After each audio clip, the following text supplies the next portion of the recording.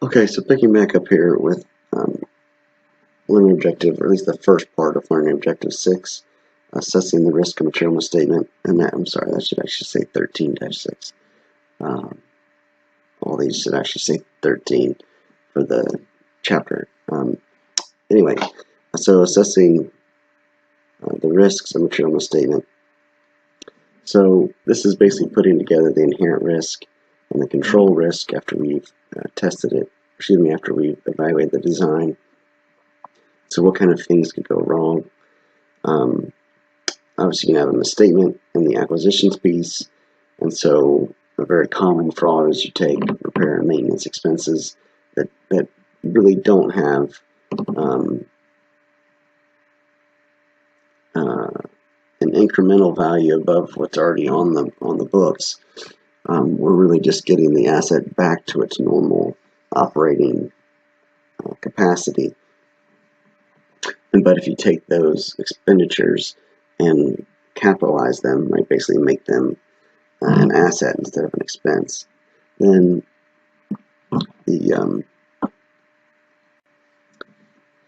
the effect is to overstate income, right? Because instead of it being an expense, you've made it an asset, or the client's made it an asset, and so expenses are understated, which means income is overstated.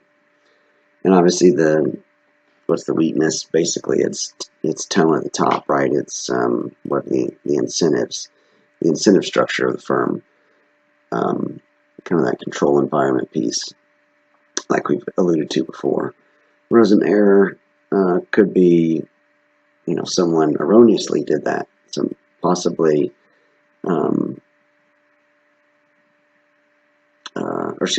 erroneously recorded purchase in maintenance and repair expense, right? So instead of capitalizing it, they actually expense the whole thing. So that could be an issue at the more control activities level, or personnel is also a control environment issue.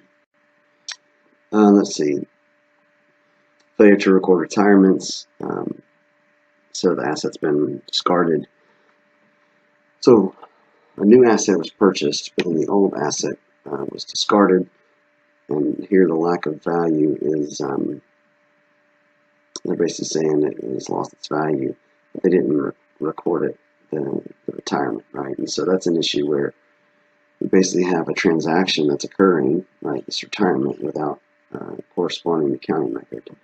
And so that's a control activity failure to not have a proper authorization and proper documentation of discarding retirements.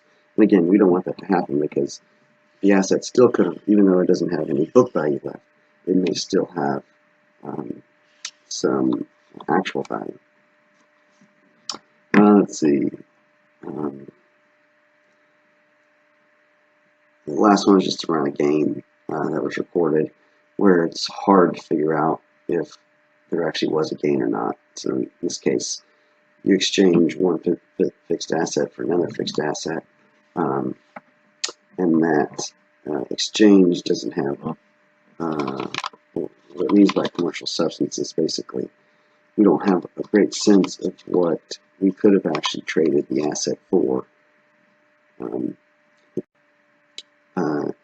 cash. We don't have a good sense of what the asset that we acquired, or the client acquired, what we would have actually paid for in cash. So we really have a hard time saying there's a gain if we don't really have good confidence in what was going out versus what was coming in. Then the learn objective 6, designing further art procedures. Again, we can split those out into two. One's test controls, which I'm kind of lining up here under control risk. Even though I haven't done that in prior topics, it's essentially what's happening, right? And so if we look at test controls, we're basically just going to go over and test those controls that we had from a few slides ago. So the auditors would review that they have a capital budget properly created and distributed and authorized. We're going to verify that the subsidiary ledger, the fixed asset subsidiary ledger, reconciles to the general ledger, PP&E accounts. So it's excuse me. let's say, for example, I have a set of laptops, right? And I want to record those laptops on there'll be an account in the fixed assets subsidiary ledger for laptops. And so I'll keep track of that. And so if I add all that up, along with the other fixed assets, and then I go and look at the general ledger, the PP&E account, is that when I sum the subsidiary ledger, does it equal the general ledger account, right? That's a test. So it should be the case that those two line up, and it should be the case that they're independently verifying that at the client. We can test, we'll look for recorded additions, then we'll go back and look for authorization of that addition. Same thing for retirements, look for recorded retirements, go back and look for authorization for those retirements, which would get us to existence, right? Because we're starting with what was recorded and we're going back to some source documents. Again, if they have a budget, we're going to make sure that they're actually investigating significant variances, and make sure that all that's documented, and if that control is functioning appropriately. Observing the periodic physical PP&E count. Again, if they're going around looking at some of these physical assets, then we would go and observe that count, maybe do some test counts ourselves, and see how it was designed. You know, like how often are they going to check? Are they going all at the same time? Those kind of things. Then the next piece, the objective 6, is substantive testing. And so you can look at the summary slide here. And so there's a lot here, but I won't go through each one of these. But the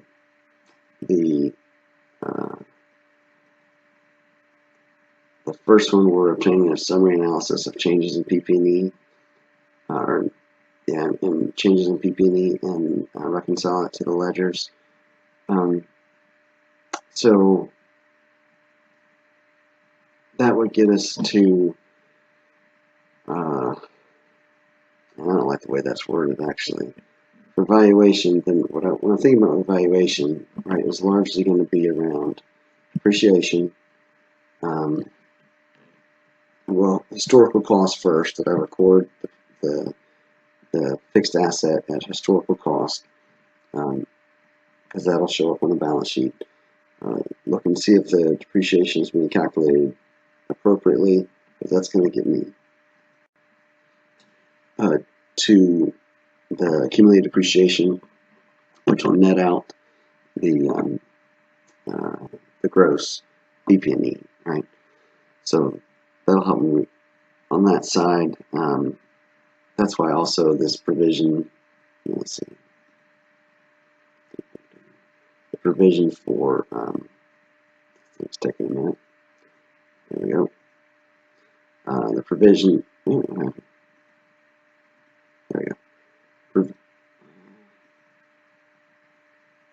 Sorry, there it is. There it is. Okay, it doesn't like red. All right, having fun with the annotation. But the depreciation, again, gets the valuation because it gets to accumulated depreciation on the balance sheet. It gets to allocation because it gets to depreciation expense on the income statement. Okay. Impairments would also get me to valuation. If there are any impairments of buildings that I would need to record, for example, then that would get us there. Let's see. We are going to vouch additions during the year.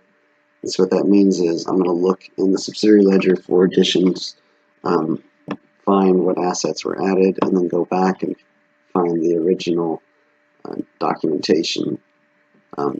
Excuse me. That will get to whether these additions were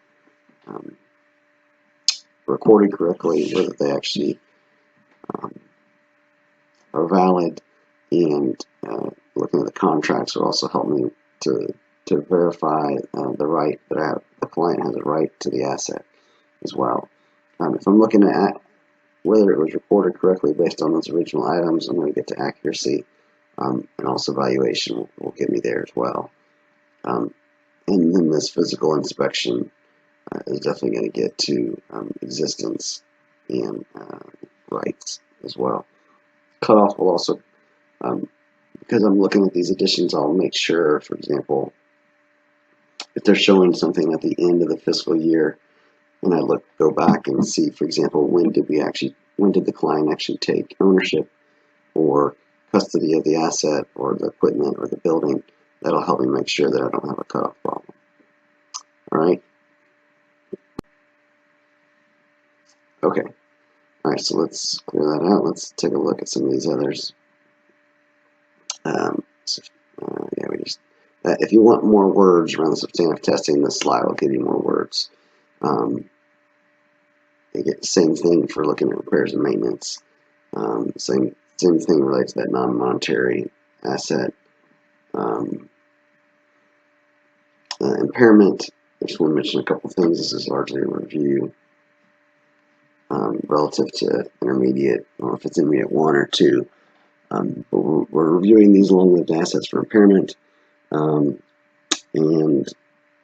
there's a test here. Really 2 tests. One is kind of getting at, do we think that it's recoverable?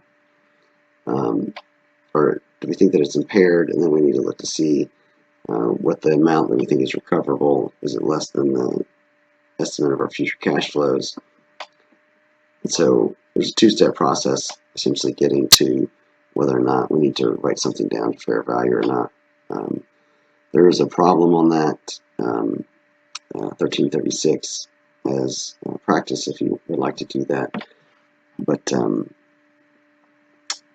we may or may not have time to do that during the session. Okay, so the additions piece, I'm going to kind of leave this alone right now because we're going to talk about kind of the audit approach using additions in a few minutes. Big picture. Sorry.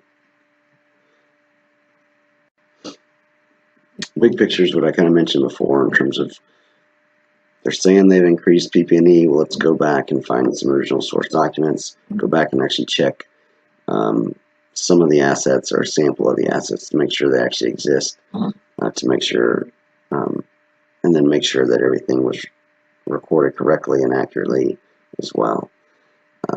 For retirements, again, I mentioned this a little bit already, so there's some more detail there if you want. For leased assets, one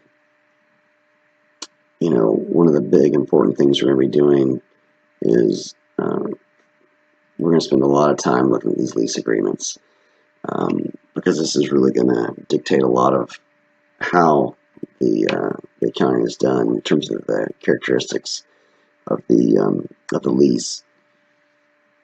And so obviously we're going to be looking for issues where the asset and the liability aren't recorded, right? And so that's really going to be the thing that we're looking at.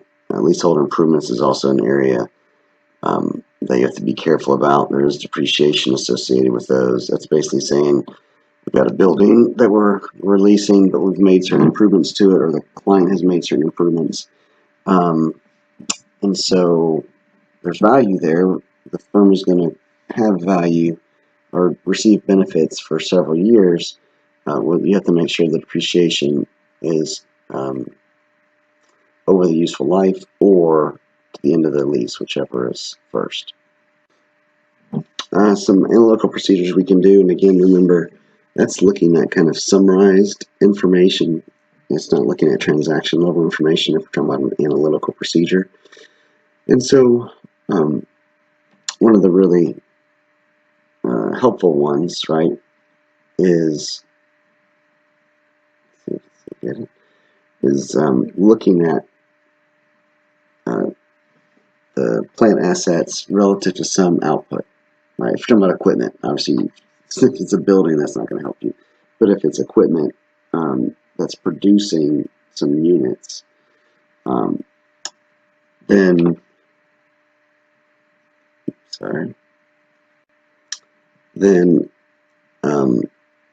to see the ratio of the cost relative to the output over time would be very helpful, right? Because presumably the more assets you have, the more output you should have. So there should be a positive relationship there, fairly stable. And so if that's bouncing around a lot, then that could suggest there's an issue. Same thing for cost of goods sold, is just another way to think about it, as opposed to using some output or using the cost of the goods we're selling. And then these are largely the same test, just for different. We're basically looking at how are things changing on a monthly basis or from year to year. And that's just looking at maintenance and repair, acquisitions and retirements, right? So again, these are summarized high-level things we can look at to see if we think this is a high-risk area. Okay, and then lastly, presentation disclosure. Obviously, we're going to have accumulated depreciation on there. We're going to have gross, PP&E. Again, whether you have two lines or whether you kind of show it in parentheses, is just a matter of preference. And so you do have to show what the basis is, disclose that, and then if there's any lower of cost or realizable value issues, you disclose that, and disclosing your major classes of depreciable assets. Okay, so I'm going to come back to this last learning objective here when I do the in-class session, because the problem directly ties into the auditor's approach to how we audit depreciation.